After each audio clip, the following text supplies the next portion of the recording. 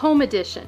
Yes, I know you can't see my face as I say that, but our producer of this show, Keith, made us this wonderful new home edition way of showing you how we're really doing this. We're with Becky Alcantar. She is our pastor of Journey to Wholeness. She works at Life Church with us, and she is a good friend to me.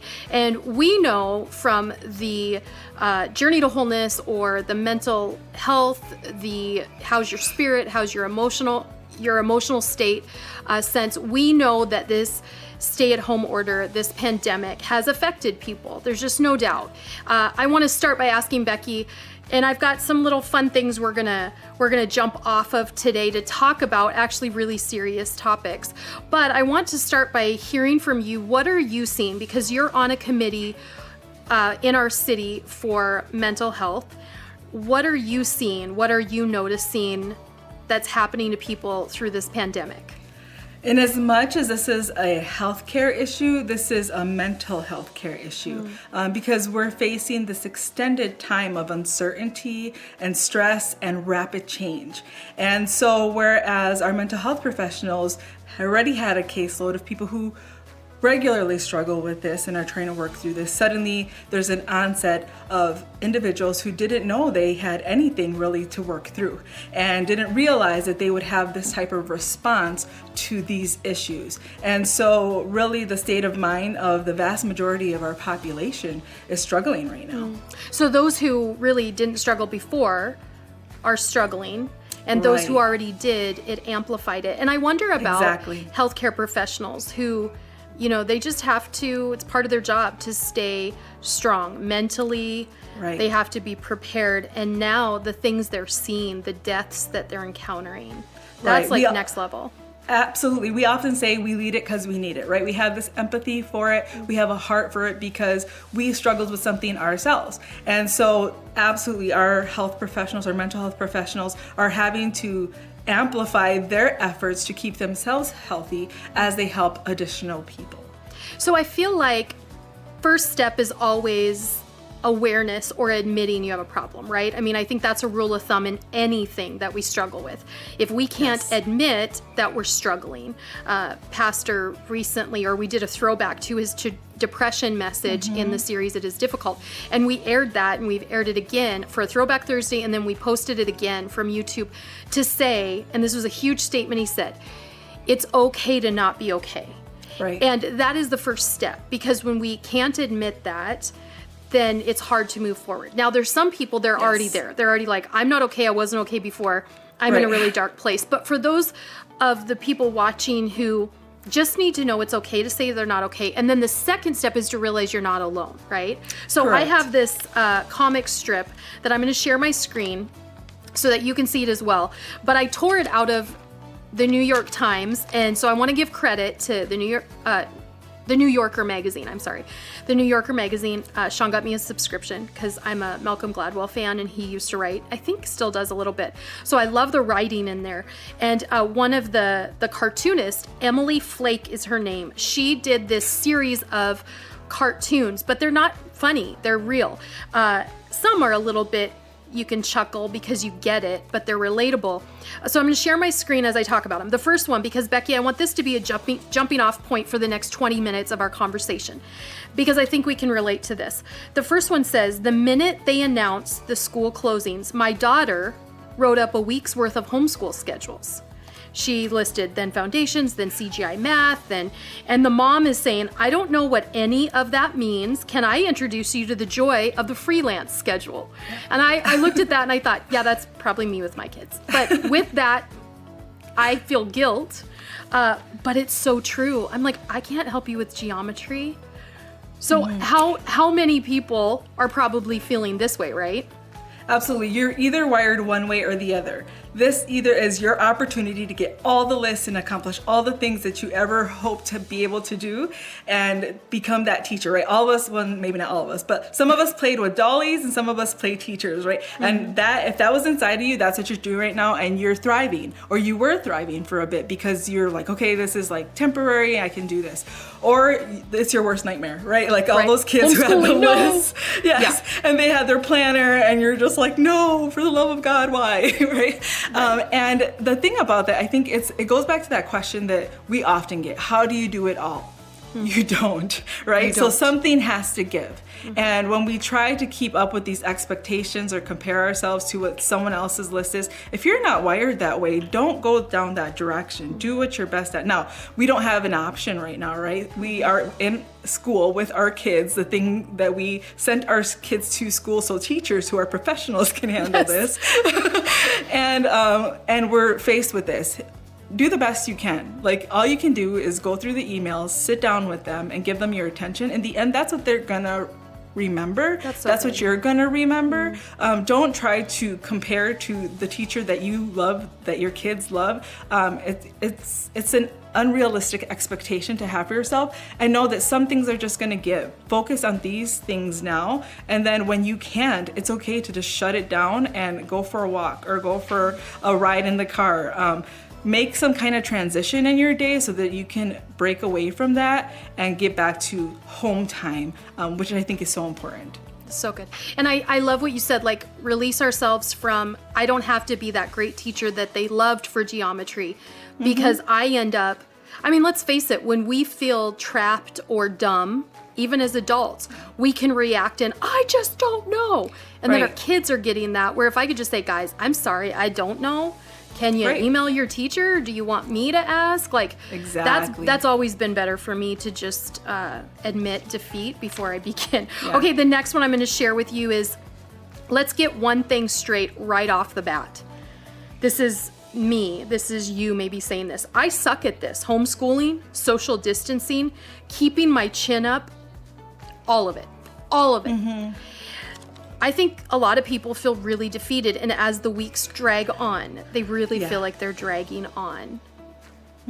What do we do when it's just, I feel like I'm not doing anything great and it's dragging on? Yeah. Focus on each week, right? So just like you would make a plan on a Sunday evening and go, here's what I have in this week and here's what we're gonna do well. You do this really well. Where you say, okay, last week we didn't do family time well, so this week we're gonna rock that. Or last week, the school thing, it was a mess. I got so many emails, and I'm talking about myself. I got so many emails from teachers that said, you haven't logged on, you haven't completed this. And for an achiever, I'm feeling like, oh my gosh, I'm back in school, I have to do this, right? But here's the thing, we're figuring it out as we go. So I looked at that and said, okay, so last week we did these things well, this week we're gonna do this well. And then start the week fresh. And you kind of have to do that reset, just like you did, get dressed in the morning, it feels better. Whereas before, I keep saying it's the upside down world, whereas before you would leave work and you get into your comfy clothes and that was great. Now, actually getting dressed up and fixing your hair and taking a shower and putting your face on actually feels really good, and it really changes your perspective and outlook for that week and gets you ready to conquer that week. And then what are your objectives that week? We don't have to get them all right this week, but we can address the ones that we didn't do so well last week, so we don't feel that perpetual, I can't handle this, I don't know what's going on. That's so good. So it's creating a rhythm, and it's making ourselves feel productive in some way. Right. I love that. And it's true, like when I actually did my hair and makeup today, although I was like, oh, I don't really have to do this that much anymore, it's changing the rhythm and the routine. Absolutely. I love that. Okay, our next one I'm going to share. I see a lot of parents on social media sticking to their schedules and doing cool projects with their kids. And this cartoon shows a mom saying, and probably posting on Instagram, and that's how you recreate the Bronx Zoo out of cardboard. And then at the bottom it says, we are not that family. I mean, I know this is kind of staying on the school route. Right. But the comparison thing, like right now, I need to probably scroll less than ever, not more, because we're still going to do what we always do. We're going to see people posting their highlight reel, not them at their worst. Some people are probably like, yeah, this is me at my worst, and I finally can just share that. But I could be crippled by the families that have, repaint, and I do interior design. I like redoing rooms, but I've looked at some people who've like redone their entire living room, and I could go, oh, I Yeah. sat on the couch yesterday, Yeah. because comparison is the great crippler. So I'm going to move on to the next one because I really want you to speak to this. When I was a kid, my mom spent a lot of time depression napping. Inertia in the face of adversity is a family trait. And Yeah. it shows the little girl tapping her mom who's in bed saying, Mom, Mom. And then the sound looks like the mom saying, just a few minutes, go away. And then Right. it says at the bottom of it, I don't want these to be my daughter's memories. And I want to repeat that. When I was a kid, my mom spent a lot of time depression napping. Speak to that, because when we really can be in our bed, in our pajamas, on the couch, under a blanket, like we really, for people who are not essential workers, that's what they can do every day and nobody needs them to go anywhere or do anything. I've never heard that, depression napping. Can you speak to that? It's basically when you think about depression is basically you're feeling this high level of pressure, stress, anxiety, worry. You're scared, you're fearful. And what our body wants to do, and so I was thinking about this, how that really relates to like the physical sickness, that the virus that's going around right now. Your body wants to shut down. It wants to shut down because you are at such high levels. Your hormones are rushing, your mind is rushing, your heartbeat is rushing, and your body wants to slow that down. And so you're gonna feel tired. You're gonna feel like, I just want to nap, that I don't want to do anything. You're literally gonna feel this heaviness in your body because your brain and your body is trying to help you to recover from that. So you have this tendency, you're gonna want to do that. And there's nothing wrong with that and doing that for a time period. That is absolutely okay. But even in this virus, we're seeing an extended period of time doing that will work against you, right? So then you start to feel like you're going into that dark pit that then you're gonna have to climb out of. And it gets heavy because your body is going, no, you've been so worked up and so worried. And so we need to slow this down or you're gonna make yourself sick, right? We can affect our immune system. And so while we can do that for extended periods of time, we do have to listen to what is our body saying to us right now, because we need to slow down this anxiousness and the stress that we're going through. That's good. How can we do that in a productive way? So for me, I love Sundays because when pastors reading off scripture after scripture after scripture, I'm like, yes, say that. Talk to me some more. Tell me more of that. Can you do that? Can you put on some worship music, right? Can you slow down that fast pace that your body is going through right now and amplifying your hormones and amplifying your stress, cortisol levels and all that? Can you do that in a productive way that brings you peace without shutting your whole body down completely and putting you into this dark place that is going to be even more difficult to get out of because you've impaired your immune system? And so then how can you invite your kids into that as well? So for us, we go on long drives. We say we chase sunsets, and we literally chase sunsets. We're looking for the best view at the exact perfect time to see that beautiful sky that God puts up for us every night. We can do that. We're still isolating. We're still in our vehicle. We go for walks, right? My kids are actually making jokes about, there's, I guess, these TikToks about mom always going for a walk. But mom needs to go for a walk. They're like, I made you some food, now I'm going for my walk. And then like half hour later, hey guys, I just put the laundry in, now I'm going for my walk, right? Awesome. What is it that you can do to just slow down the pace? Now you may feel like, what do you mean? It's so slow already. But there's a lot going on inside of us because there's nothing really going on around us. And that's not true for everybody, but for a great number of the population, you're home. You're not able to do the things you were doing before. You're not busy with work because maybe you've been laid off or let go, or you're staying at home for this time period that the state has mandated for us to stay home. And so how can you slow that down inside of you so that you can come out of this time period stronger and better and rested? Because this is an opportunity to rest if we actually take the steps that we know are going to be helpful to us to come out of it that way. So good. And so we might not feel motivated to go from depression napping or laying on the couch feeling terrible. The last thing we want to do is go out and take a walk. But Right. I loved what you said about putting worship music on. Whatever goes in our ears goes in our spirit. Right. And whatever goes in our eyes goes in our spirit, whether we're a sure. Jesus person or not. People who are just right now addicted to horror movies or always are, that's going in no matter if Yeah. you're a Jesus person or not. So Yeah. what comes out will not be fresh, living water, beautiful, life-giving. It's going to come out in different ways. It could For be sure. just depression or sadness or anger or Yeah. fear and anxiety. But I think at that next level, if I feel like I can't get off the couch, what I can do is put worship music on, because what goes into my ears will begin to go into my spirit. And then my spirit is filled up that I still might not want to get off the couch and go take a walk, but I might feel things lift because there is power in that. Some of the shows that we've watched or started to watch that just wasn't helping, or the news. Like the first week I watched a lot of news, and I think the first week you go through grief during this, right? We're all Right. grieving. We're grieving the loss of, Absolutely. right now we're grieving spring break loss. You guys, you lost your spring break. Yes. And you guys you had saved up to go to Hawaii and you just couldn't go. Like Nope. there's a grieving process, and then grief Yes. has different stages, and then you cycle back through, and then you hear the news, it's going to be another 3 weeks, and then you grieve again for the next Right. things you lost. So the first week I wasn't helping my grieving process because I was watching the news, and and besides just being the same thing repeated, I also was trying to watch different networks, which then now I watch it and go, you're just fighting about the politics and what should have been done and what should be, and can I just find out what's going on with the coronavirus? So then I'm frustrated. It brings anxiety, it brings unrest. And so it is shutting some things off, turning some things on. Okay, I'm gonna go to the next one. This cartoon said, and yet this moment feels like you're stuck in the non-time. I love her verbiage. Yeah. And yet this moment feels like we're stuck in the non-time of airports and waiting rooms, except what we're waiting for is disaster.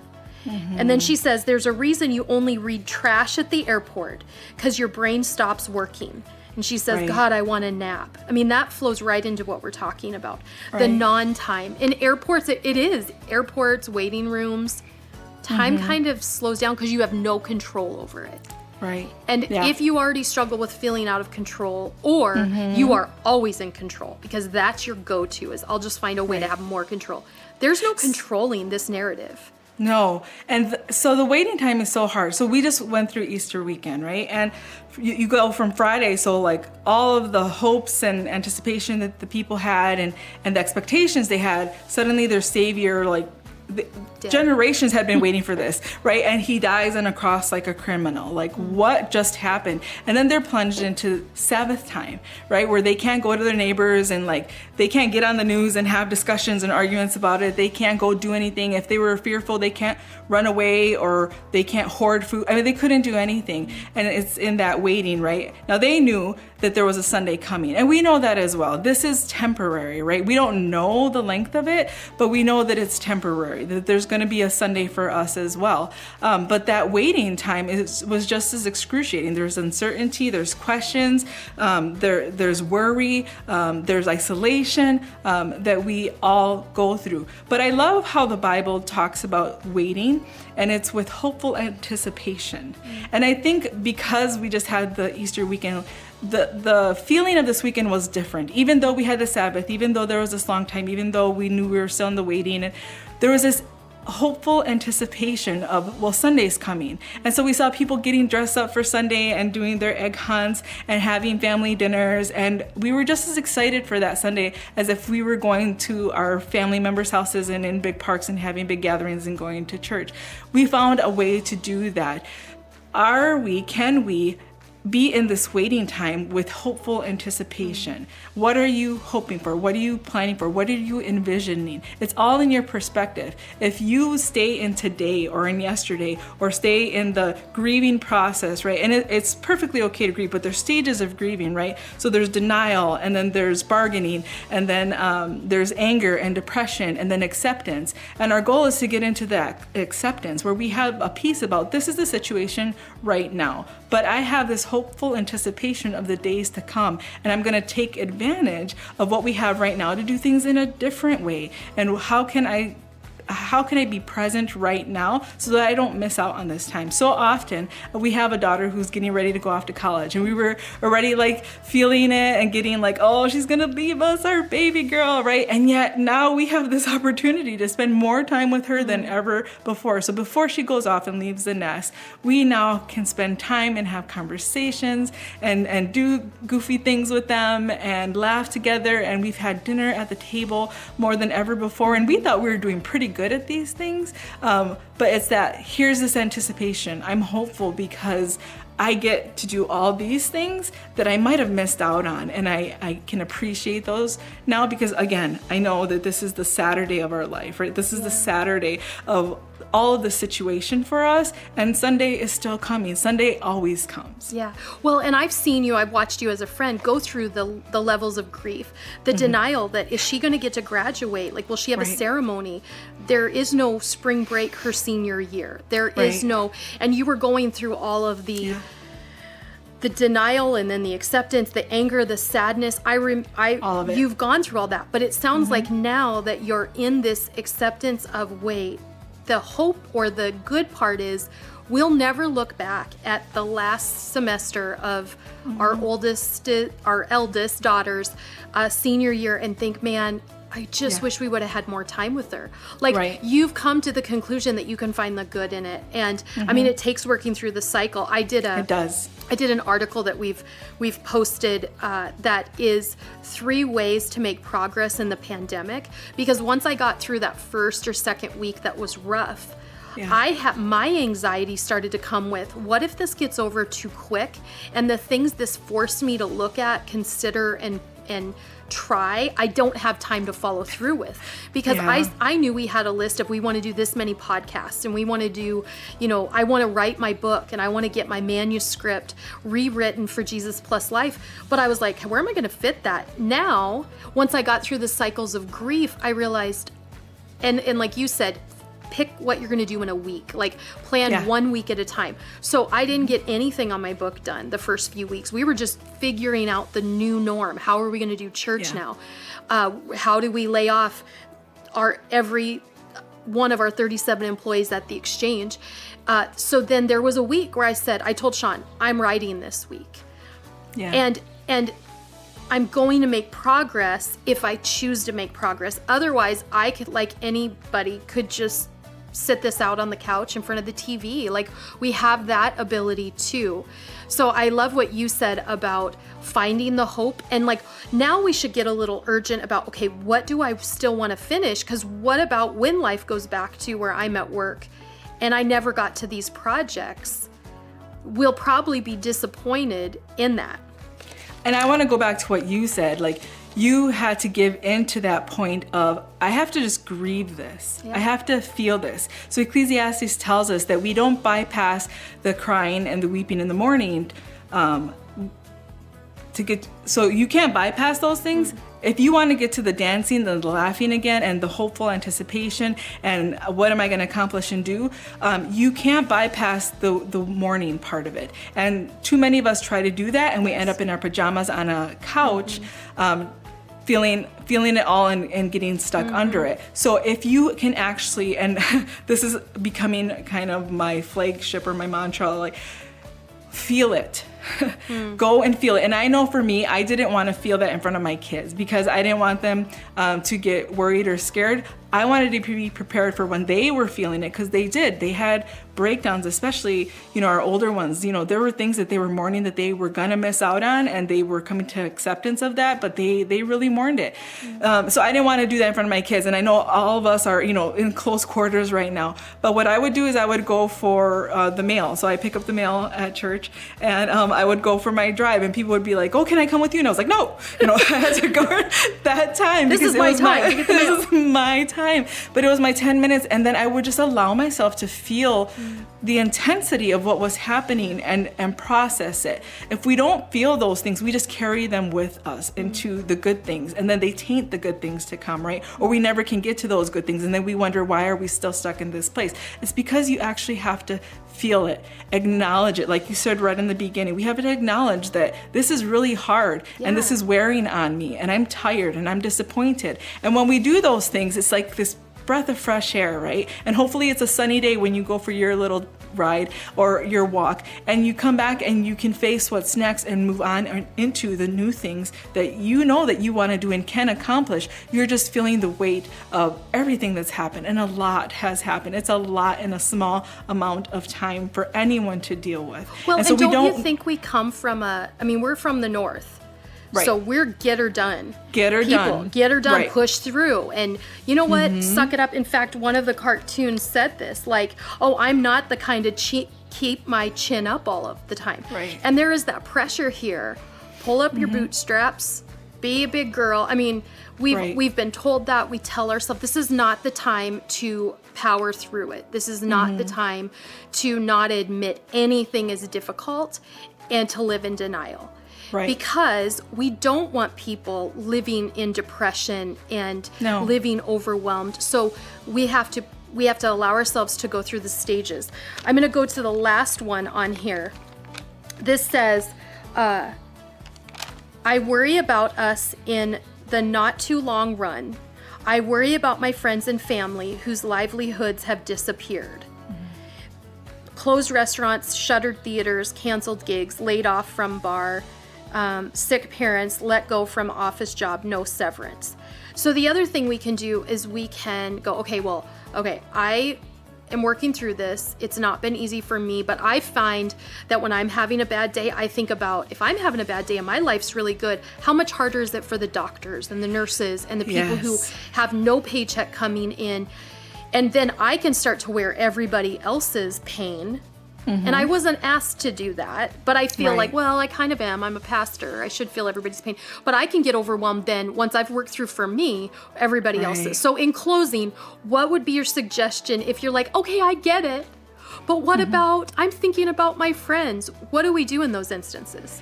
If you're thinking about your friends, reach out to them. We're all feeling isolated and alone, and maybe feeling like we're the only ones going through this, right? And we are in some respects. You're on one end of the spectrum or the other. And for a little bit, we were all in the middle trying to figure things out and where do we go and what do we do? And now we're on like opposite ends of the spectrum. And sometimes and I heard this from a lot of health care professionals, just say, hey, I'm thinking about you. Thank you for what you're doing, is all they really need to hear right now. That I see you and I hear you. And that's all of us really need in the end, right? All the rest of it's going to work out. It's going to be difficult. It's a hard time. It's not easy. But it's going to work out. We've been through times like this before. Maybe not the same, but there's a lot of similarities. And we can draw from those times to remember, okay, this is how we got through then and this is how we get through now. All throughout the Bible, that's what the Israelites did, right? They left markers. Like, remember that time that we went through this? Oh yeah, and we got through that too. So we'll get through this as well. God was with us then and he's with us now. But the best thing you can do is just see and hear each other. So I love that the people are doing those trunk gatherings in parks where they're just yelling and talking to each other from a distance and doing Zoom calls and texts and family calls. And I feel like in all of this, the blessing is we're becoming closer even though we're farther physically apart. Yeah. We're having conversations that we didn't have. A friend of mine actually says, hey, should we use the phone actually and talk to each other instead of texting? Hey, and I was like, does it still do that? Yeah, because even FaceTime, you just click on the little icon, but should we dial a number? You know, and I love that idea, but I also love what you just said. Because I think rather than us hating on technology, we've learned that technology is a tool to become closer. It's not the enemy, and it doesn't have to divide us. And it also doesn't have to only be used for frivolous things. It's been used to connect us on a level where Zoom has made me, like, I'm looking at you, you're looking at me. It's even different than constant texting. So we're going to wrap this up today by just thanking you, Becky, for your wisdom. And Journey to Wholeness is something, I don't know if we have any room in the classes right now, but Journey to Wholeness is something that you wrote through what we've gone through and through material that has helped people. And Journey to Wholeness is a program. Is there a way for them to check out more or sign up? You can go to j2wholeness.org. That's J for journey, j2wholeness.org. And we have lots of information, blogs, information about classes coming up, as well as links to other resources that you can connect with us, and we can give you some encouragement or even pray with you at any time that you're feeling like you need it. That's so good. Thanks, Becky, for being with us, and thanks for being with us on Cheery Conversations Home Edition. We'll be back in your home again and in my home. If you want to connect with me directly, go to sunnyhennessy.com. We can begin to communicate through that. Thanks, guys. Have a great day.